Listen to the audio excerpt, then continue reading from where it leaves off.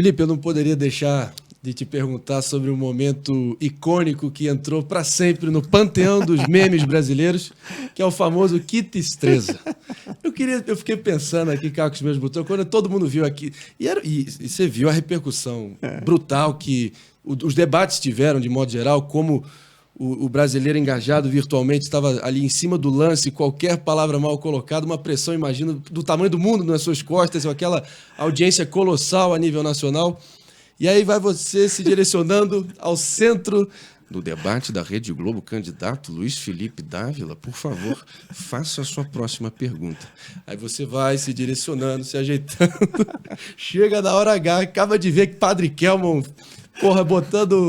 armando um banzé lá no meio do debate, Soraya com aquelas falas dela ácidas, aí chega você para tentar dar uma lição de moral, tentar botar ordem na casa e você fala... Que destreza. Como é que você... O que aconteceu, primeiro de tudo? Porque, óbvio, está todo mundo sujeito a esse tipo de deslize, mas e a repercussão? Quando é que você tomou dimensão que você tinha entrado para sempre no panteão dos memes brasileiros? Só o dia seguinte, na hora, não percebi nada. Você não percebeu que você falou errado? Não percebi. Claro, na hora não percebi. Difícil, né? Você estava tão concentrado. Porque era a fala final, não era uma pergunta. Não, era considerações finais. Considerações finais. Considerações finais, candidato. Eu abri com uma frase que eu queria marcar, e aí eu ia começar a discorrer. Então eu estava tão com a ordem das coisas que eu queria falar na cabeça que eu nem percebi. Eu percebi depois. E eu acho que uma das coisas muito legais na política, André, você precisa saber rir de você mesmo, claro, e das coisas. Então, esse senso de humor, para mim, foi maravilhoso, porque virou um meme, como você falou, que se tornou famoso e pegou principalmente o público jovem. Então, para mim, foi ótimo. E eu uso até hoje nas minhas redes, toda hora. É uma das figurinhas que eu mais uso no meu dia a dia no WhatsApp. Deixa aqui nos comentários quem em algum momento já usou a figurinha do Kit Estreza no WhatsApp. Eu tenho certeza que vários de vocês... com certeza já usaram. Mas não poderia deixar de perguntar também, conta aí talvez algum bastidor daquele momento, de você estar ali ladeado ali pelas grandes lideranças políticas nacionais. Eu costumo brincar, né, o King Kong e o Godzilla da política nacional, Lula e Bolsonaro, obviamente sugando todo o oxigênio, aquela guerra assim nem tão fria, pelo contrário, quente, deles ali se bicando, vários políticos muito hábeis ali também no meio do caminho, e você tentando encaixar algum golpe, alguma fala específica para tentar se destacar no meio daquele ambiente tão competitivo. O que passou pela tua cabeça quando você se viu ao lado de pessoas de tamanha relevância e num palco daquela envergadura, né? Daquela projeção? Para cada um tinha uma mensagem específica. Para o Lula, eu perguntei a ele como é que ele se sente como um presidente que tinham roubado 120 bilhões de dólares no maior escândalo de corrupção no Brasil, que ele devia pedir desculpas à nação. E ele perdeu a chance de pedir desculpas naquela época, claro, pelo tudo que aconteceu. E como você sabe, ele está querendo reescrever a história como se nada tivesse acontecido, como se ele fosse inocentado, inclusive ele, Dilma, todo mundo, que é uma coisa patética, porque não foi nada disso. Ele não foi inocentado em absolutamente nada. Foi apenas o fórum que o Supremo disse que era o fórum errado para julgar o Lula. Mas ele foi julgado em 3 instâncias e condenado.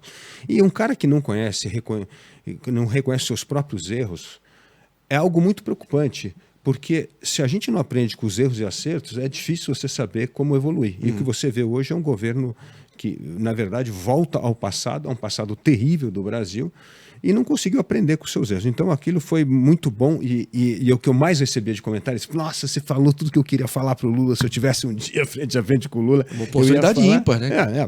Possibilidade ímpar. E aí foi engraçado, porque depois daquilo, quando eu voltei e sentei, o Bolsonaro ficou assim, pô, boa, fica do meu lado. Mandou bem aí, ô Davi lá, paga 10 aí, porra. Tá convidado pro churrasco aí, lá no Palácio depois, tá ok? Aí... Ele mandou mesmo, cara, não acredito. Cara, ele é um barato. Ele ficou te... Aí ele chegou... Desce o pau nele aí, pô. Desce o pau no nome dele. Rolou isso mesmo? Rolou uma dobradinha? Não, falou, pô, não, né? Mas aí eu fiquei na minha e tal. E aí foi muito interessante. Que ele falou assim, a próxima pergunta eu vou fazer pra você. Eu falei, ele não vai gastar a pergunta dele comigo. Jogada ensaiada ali. Ele vai gastar a pergunta dele com os outros candidatos. Sim. E não é que ele me chama e faz a pergunta sobre economia e tal, eu respondo. O Bolsonaro. Bolsonaro. Prezado Dávila, por favor, chega aqui no meio. E aí eu dei a resposta sobre economia e tal. E aí, a gente voltando, ele falou assim, pô, gostei muito da sua resposta. Não sei o quê. Então ficou um Você papo foi 10 lá, ali? né? Você foi 10 ali, pô? E aí, no fim, ele já estava bem irritado. Ô, Dávila, quando é que acaba essa porra? Eu falei, presidente, a gente está no último bloco aqui do negócio. Ainda bem, ainda bem, ainda bem. Então foi um momento... Aproveitar aqui, gente, para dizer... Esse livro é recém-lançado. É isso aí. Livraço aqui do Luiz Felipe Dávila. Por que as democracias triunfam? Como as democracias transformam crises em oportunidades para se reinventar, pela editora... Almedina. Almedina? 70, Almedina 70. Almedina. Tá já em pré-venda ou já está sendo Já está vendido? vendido. Tá A todo vapor? Todo vapor. Aí sim, mais uma oportunidade aí de vocês conhecerem todo o pensamento por trás dessa figuraça.